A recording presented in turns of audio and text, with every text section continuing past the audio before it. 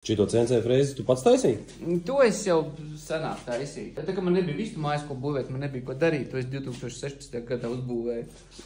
Tad, kad Mārtiņam nebija tādas sarežģīta projekta, kā vistu mājas būvēt, taču būvēja CNC frēzi vienkārši. Tāda elementāra padarīšana. Te jau nekā nav. Kas tad ir? Kaut kāds ūdensbačus un... Tas ir, jā, un plāksni.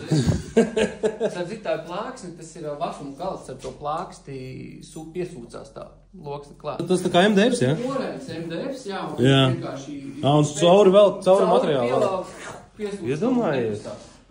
Ej, tu nos, tas redzēs tādu ar caurumiņiem, tā, kad saperforēts, bet... Jā, arī tāda ir sistēma. Bet, ja ir pietiekami spēcīgs vakuma sūknis, tad... Ej, tu nos, krūti. Tādu gan es pirmoreiz redzu. Tā top cip mājiņas. Tas tā nav tā, kad viens onkulītis ar šitādu zāģīti kaut kur garāžā. Vārči reka programmē ņēmās darās. Vēl jau ir 3D printeri, ar kuriem mēs korpusus vēl printējam. Printē, jā. Vēl virknīti. Ralfhaus atbrauks un izdarīs.